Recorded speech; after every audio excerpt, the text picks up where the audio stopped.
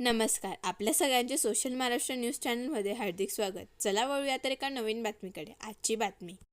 बुधवार दिनांक 13/11/2024 रोजी महाविकास आघाडी मैत्रीपूर्ण लढतीचे समाजवादी पार्टी धुळे शहर विधानसभा मतदारसंघाचे अधिकृत उमेदवार माननीय इर्शादभाई जहागीरदार यांच्या प्रचारार्थ मौलवीगंज येथे जाहीर सभा आयोजित करण्यात आली होती. या सभेस प्रमुख वक्ते म्हणून रामपूर उत्तर प्रदेश लोकसभेचे खासदार हजरत मौलाना मोहिबुल्ला नदवी, प्रसिद्ध शायर मुनव्वर राणा यांच्या कन्या सुमैया राणा, अलीगढ युनिव्हर्सिटीचे विद्यार्थ्यांचे नेते तथा समाजवादी पार्टी अल्पसंख्याक सभेचे राष्ट्रीय उपाध्यक्ष यासिन गाझी यांची प्रमुख उपस्थिती होती. देशात चाललेल्या धार्मिक ध्रुवीकरणामुळे सामान्य जनतेचे दैनंदिन आयुष्यात नुकसान होत आहे. एक विशिष्ट पद्धतीने या देशातील संविधान मिटवण्याचे काम या देशात चालू आहे. हे देशाच्या प्रत्येक नागरिकासाठी खूप घातक आहे, असे आवाहन त्यांनी केले.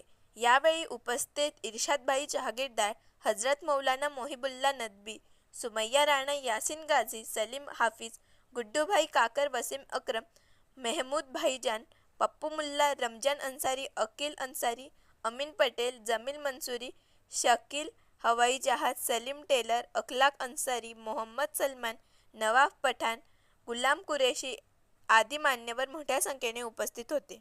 होंगी नहीं, हराम का पैसा मैं कभी खाऊंगा नहीं। और दूसरी बात, आपका आमदार, आपका खादिम बोल के जब महाराष्ट्र की विधानसभा में जाऊंगा तो कभी भी मेरी जिंदगी में कोई जातिवादी पार्टी को मदद करने का काम करूंगा नहीं, चाहे मेरी गर्दन कट जाए या मुझे जेल के सलाखों के पीछे डाले।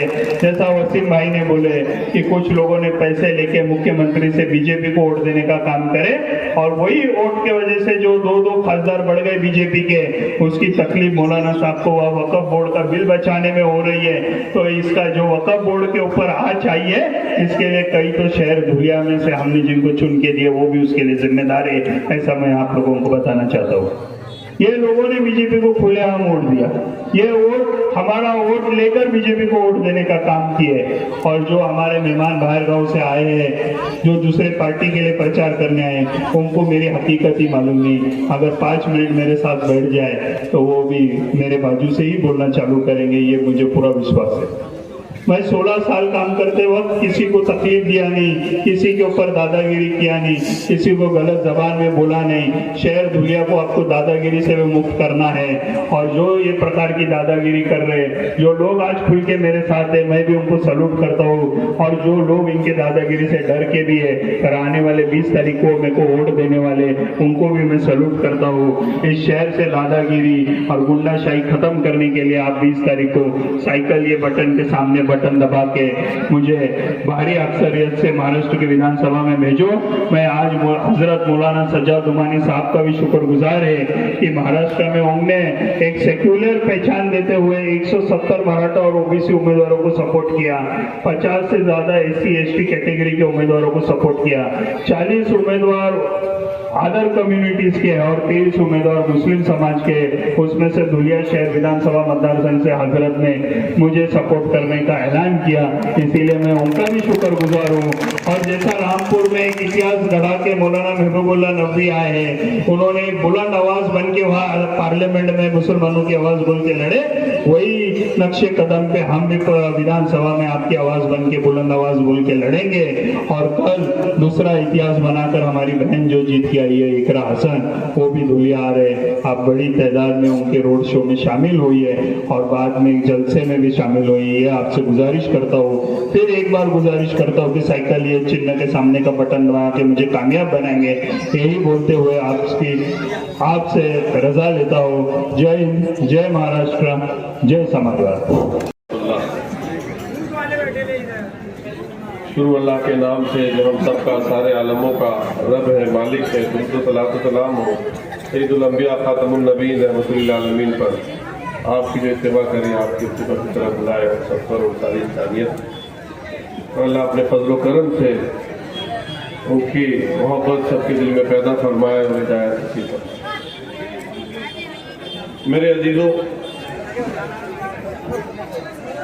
हमारे दरमियान हिंदुस्तान ही नहीं बल्कि आलम इस्लाम के मशहूर शायर मरहूम जनाब मुनव्वर राणा साहब, उनकी साहबजादी तशरीफ फरमा है। हमारे दरमियान शहर के मुअज़्ज़िज़ीन बैठे हैं, बुजुर्ग बैठे हैं, बच्चे हैं, मासूम ख़वातीन हैं, और मैं आपके दरमियान एक खादिम की हैसियत से यहाँ हाजिर हुआ। सबसे पहले मैं आपको तहे दिल से मुबारकबाद देता हूँ, धुलिया को मुबारकबाद देता हूँ, यहाँ की आवाम को मुबारकबाद देता हूँ कि उन्होंने एक ऐसे कायद को अपना रहनुमा, अपना लीडर बनाकर उतारा है जिसकी शायद पूरे महाराष्ट्र में कोई और मिसाल नहीं मिली। इन्हें किसी जागीर बनाने की जरूरत नहीं है, अल्लाह ने इन्हें पहले ही से जागीरदार बनाया है। किरदार के भी ये जागीरदार है, शराफत के ये जागीरदार है। इन्हें देखकर तो इकबाल का वो मिसरा याद आने लगा कि सबक पढ़ फिर सदाकत का, अदालत का, शुजाअत का, लिया जाएगा तुझसे काम दुनिया की इमामत। मेरे अजीजों, मेरे नौजवान दोस्तों, मेरी प्यारी माँ और बहनों, मेरे बुजुर्गों, अब हिंदुस्तान की सियासत बदल रही है। नफरत और नकारात्मक जो सियासत थी, नेगेटिव सियासत थी, नेगेटिव पॉलिटिक्स थी, वो अयोध्या से ही समाजवादी के लीडर ने जिताकर ये पूरे मुल्क को, पूरी एशिया, पूरी दुनिया को ये पैगाम दिया कि नफरत की सियासत अयोध्या से शुरू की थी लोगों ने, और अयोध्या से ही ऊपर वाले ने खत्म कर दिया। हम आपके दरमियान आए, कोई दर्द लेकर आए। मौलाना अली मियां रहमतुल्लाह अलैह, जो आलम इस्लाम की माजी करीब की सदियों में इतनी बड़ी शख्सियत पैदा नहीं हुई, जिसने हिंदुस्तान का और हिंदुस्तान के स्कॉलर्स का मकाम सर से फख्र से बुलंद किया। उन्होंने अपनी किताब में लिखा कि अगर आपके अंदर सियासी शऊर बेदार नहीं हुआ तो आपकी तहज्जुद और इशराक भी आपको वजूद को बाकी नहीं रख सकती। आपको सियासी शऊर को समझना होगा, हवाओं का रुख देखना होगा। हमारे और आपके और सारी इंसानियत के नबी रहमतुल लिल आलमीन है। सारी इंसानियत को साथ लेकर आपने सारी इंसानियत को इंसानियत का सबक दिया, शराफत का, सच्चाई का, इंसाफ का, अदालत का सबक दिया। आपने यहूदी हजरात के साथ भी इंसानियत का मामला फरमाया। जब आपके घर में कोई अच्छा खाना पकता तो आप फरमाते हमारे भाई यहूदी पड़ोसी के हमें भेजा है क्या? ये मेरे नबी का अखलाक था। मुझे आकर आपके दरमियान इरशाद भाई जागीर की तकरीर सुनकर इतनी खुशी हो रही थी कि ये शख्स कितना पॉजिटिव है, कितना मुस्बत है, कि तरक्की की बात करता है। अब हिंदुस्तान की सियासत बदल रही है, वही सियासत बाकी रहेगी जो आपके बच्चों की तालीम की फिक्र करेगी। वही लीडरशिप आपके काम आएगी जो आपके बच्चों को, ये मासूम बच्चों की तालीम की फिक्र करेगी। और इनके दर्द सीने में छलक रहा, ये बाहर से पढ़कर आए हैं, ये जानते हैं कि जब बीमार लोग होते हैं तो कितनी परेशानी होती है। ये दर्द बोल रहा था कि आपसे कह रहे थे कि 350 किलोमीटर दूर जाना पड़ता है मेरे शहर के कमजोर बीमारों को। ये दर्द बोल रहा था। बात इशूज पर होगी, बात मसाइल पर होगी। आप कह रहे कि मैं नौजवानों को, बेरोजगारों को रोजगार देने की पूरी कोशिश करूंगा। क्या उम्दा सोच है।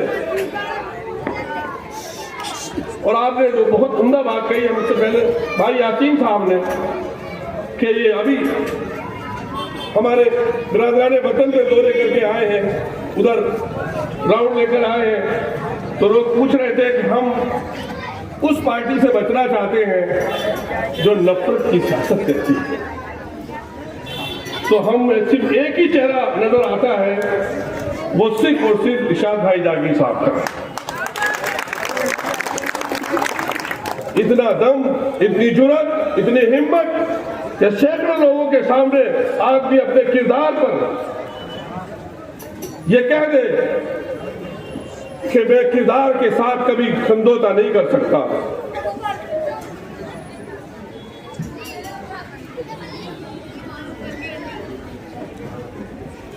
बातमी आवडल्यास चॅनलला लाईक व सबस्क्राईब करा व दररोज अशा नवनवीन बातम्या पाहण्यासाठी चॅनलला फॉलो करा. धन्यवाद.